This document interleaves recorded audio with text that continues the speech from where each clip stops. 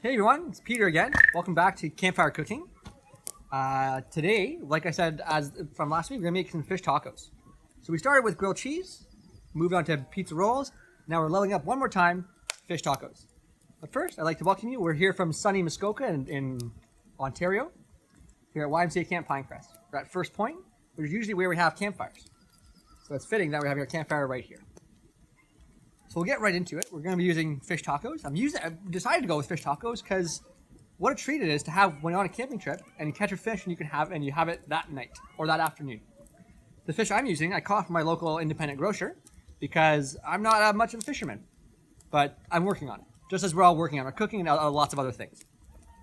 So once again, we'll double check, make sure we have all our safety stuff so that we can then start cooking, and then we'll go over our ingredient list. Also called a mise en place, everything in place. The term I learned from my mother when I was very young. When you set up all your stuff before you start cooking to make sure it's all there and you're not rushing back to the pantry or rushing to the fridge when you have something on the heat. So, as usual, I have my fire gloves here just in case. Of course, we have the fire. It's quite hot now. We have our water just in case the fire gets out of control. And just off camera, we have our dish set up where I've washed my hands before touching the food. But I'll use some sanitizer as well. For all the ingredients we have today, the fish we'll be using is ocean perch fillets. It's a lighter fish with a fairly mild flavor, and it's not too oily, which is great for a taco because it won't overpower your other ingredients, which we'll talk about. Because even though the fish taco might be the main attraction of the fish taco, we'll also add some fresh salsa with red onions and tomato, and some fresh, simple guacamole. Not too many bells and whistles, but just a quick guacamole that you could make on trip if you'd like. Also have some lime and jalapeno if you like spicy. I took the seeds out. The seeds in spicy foods like jalapenos are where most of the heat is, so I took the seeds out. Because I like my heat, but not too much. And if it's too hot, well then I'm not going to enjoy it, then why bother? Also have some cilantro. Again, we have some margarine for oiling the pan. And the kind of wraps we're going to use are corn wraps. Now I'll show you a trick to get these. They're kind of brittle in a way. They break really easy. I'll show you a trick as we get going to make sure they don't break when you have your taco. So before we get to, as we've done with the first two videos, I'm going to have a bit of a riddle for you. So I just heard this one a few days ago and I just about dropped my plate. I was laughing so hard. But so here it goes. Where do fish keep their money? You may be wondering, fish don't have money. They do. And they keep it in a riverbank. Sorry for that one. And my last one about fish, to keep it on theme, is what do you call a fish with no eye? I think I heard someone say it, just fish. We take out the eye. So we'll get to it. What I'm going to do first is season the fish a little bit. Make sure it has a nice flavor. So I'm moving all my tools. Utensils, tools, whatever floats your boat. Tools are not exclusive to a shop. We use tools for loads of things. Everything we do in the kitchen. A knife is a tool for cutting.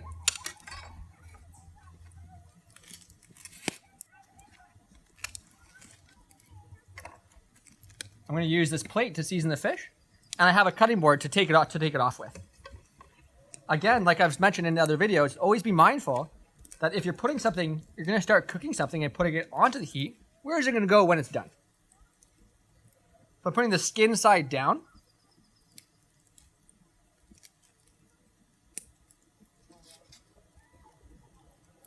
there's a slightly fishy smell. That's to be expected. I'm going to put this just by my foot here, and I'm going to put a log on top so it doesn't blow away. Oftentimes when we're cooking, our small bags we'll put down by the fire, and they wind up too far for us to grab, or they blow away before we notice it. What I'm going to use now, I'm going to just carefully reach over and grab some chili powder and paprika. It's important to note too, I have some fish on my hands. And so everything I touch now, I will want to wash before I put it back in my kit. Because there can be some bacteria on the fish that could get onto other ingredients. Also, it's going to be quite smelly and it may attract animals. So I'm just going to sprinkle a little bit of paprika, not a whole lot. And kind of watch as I'm going. Just around the top. not a whole heck of a lot. What's nice about fish and sometimes meat and all the ingredients we have, sometimes we put so much seasonings that all we can taste is the seasonings. Sometimes we want to let the food kind of speak for itself. I think perch is a great tasting fish, so I'd like to taste the perch, not just the salt or the chili powder or paprika that we put on it.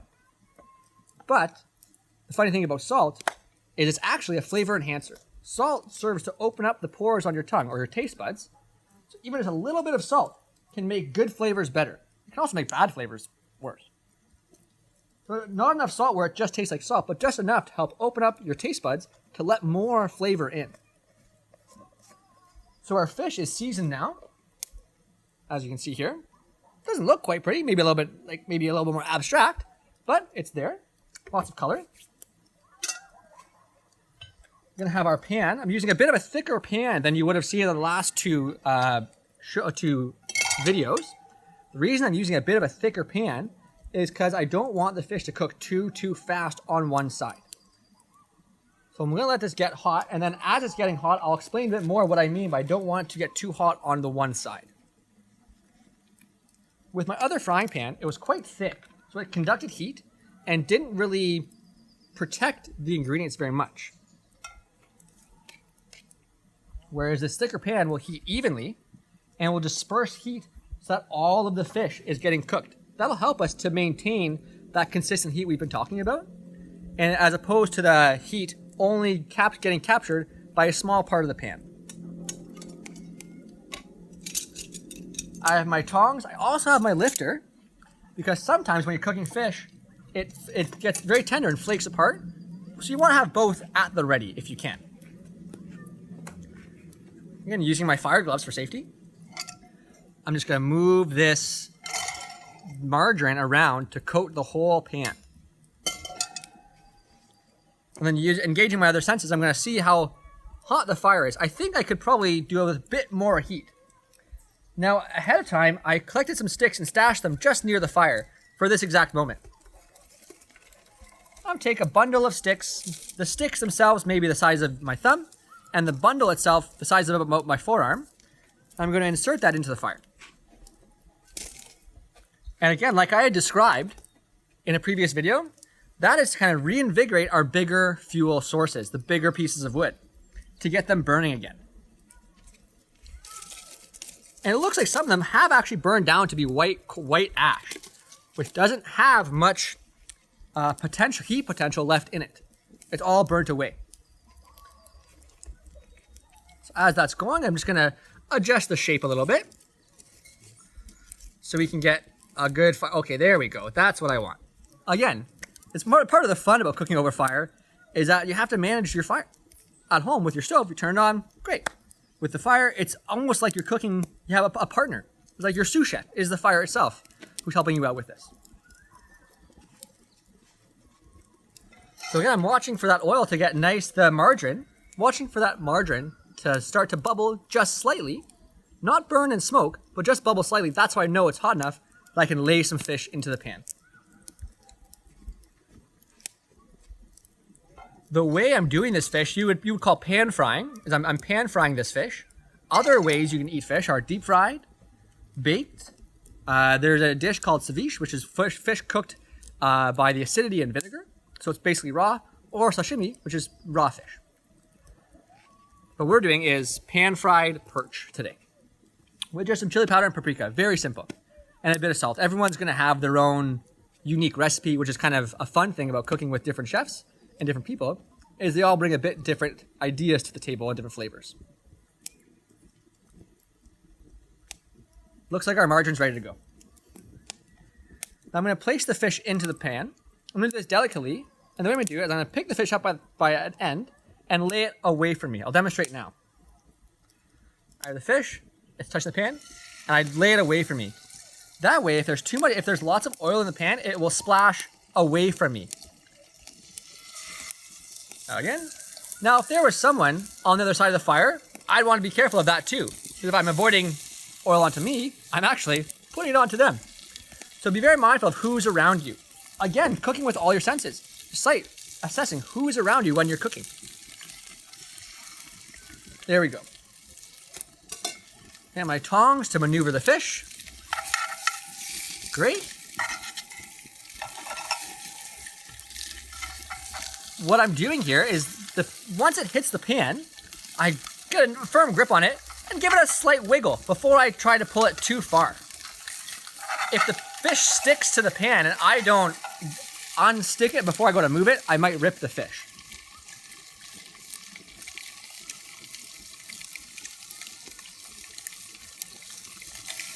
Great. So it's cooking. That's good. The fish is starting to, it loses some of its moisture content and starts to tighten up a little bit. If you can see, it's almost starting to roll itself up.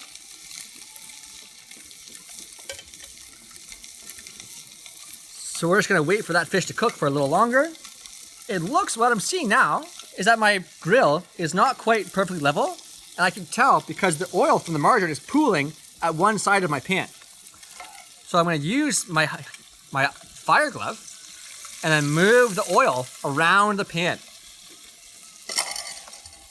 Even with my fire glove on, I could start it feeling to get a bit hot, so I put it down. Again, like I said, the most important thing when you're cooking on a fire is your own safety. If you're not there to enjoy the meal because you're getting a Band-Aid or getting looked after, then you can't enjoy your meal. So you have to be there when your food's ready. So be safe, and that way you can enjoy your food with the rest of your group you're eating it with.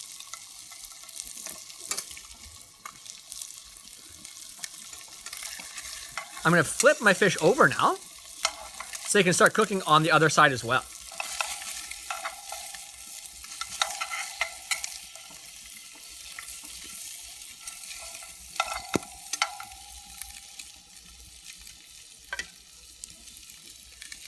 Because the heat is so intense, and if we envision, well, if we just have imagine I have a fish in my hands, or a piece of meat, or a piece of fish in my hands right now. Because the heat is so intense from below, it's going to start cooking from the bottom up. And if we want the whole fish, middle especially, to be cooked, we have to adjust where we're getting the heat from. If we had a much lower heat source, I'd feel better about cooking it from the bottom because it's not going to burn the bottom before it cooks the top. Now I'm rolling it over so we can get all sides cooked. And because I'll be kind of chunking this fish to put into a fish taco, the aesthetic doesn't matter as much. I just need this fish to be cooked. If I was having just this fish by itself on maybe a bed of rice, I would put a bit more time into making sure it sets up and maintains its full body. Whereas for a taco, it's all going into the taco. It's a bit of a mess anyways. Now speaking of, we're going to use I think these are 4.5-inch white corn tortillas. I'm going to get out 4, because I think that's just about how hungry I am right now. And they're quite, they're an interesting texture. They're also raw. Usually wraps, you think, oh, wraps are cooked. But no, these are raw. They need to be cooked still. So what I'm doing is placing them above the heat, not directly above the heat, but just heating them up on the fire. I have my tongs to move them if they start to get too hot. Now you've noticed I have 2 pairs of tongs. This one's for my raw fish. This one is for my tortillas, or my wraps. All right, it looks like everything's coming together now. Our wraps are ready to come off. Our taco shells are ready to come off. Put those on my cutting board here, serving platter. Actually, let me check the fish. Yep, looks like we're good. Taking that off, assembling it on our serving platter. Some call it a cutting board, some call it a serving platter. Depends where you are. Great. Put that over here on our buffet setup. Also, what I have over here is some toppings. Beauty of tacos is you can top them however you'd like. So if you're cooking for a few people in your group, if you have lots of different toppings, people can make their own tacos however they would like. I have some guacamole, just red onion, tomato, cilantro, avocado, nice and simple, bit of lime juice. I have a basic salsa, chopped tomato or chopped red onion. I have leftover red onion and tomato in case you want just those 2. I have some jalapenos. I took the seeds out because that's where all the spice is. It's a little bit of spice, but just a bit of crunch from the jalapeno. Some lime wedges to sprinkle on to squirt onto our fish tacos. And of course, our tacos and our fish. So that wraps it up for fish tacos. We started with grilled cheese, graduated to pizza wraps, pizza rolls, and then we cooked fish tacos. I hope you've taken a lot out of this, and I hope you have some confidence and skills now to go prepare food for yourself, in your kitchen, at a campfire, for your friends or loved ones, or for just yourself. Sometimes a nice cooked meal for yourself is the best thing we can do. So yeah, again, thanks for tuning in. Please watch the other videos that are available. If you haven't yet, don't forget to subscribe, and you can get these videos coming to you more frequently. And of course, if possible, consider making a donation to your local YMCA to help with local initiatives. Thanks.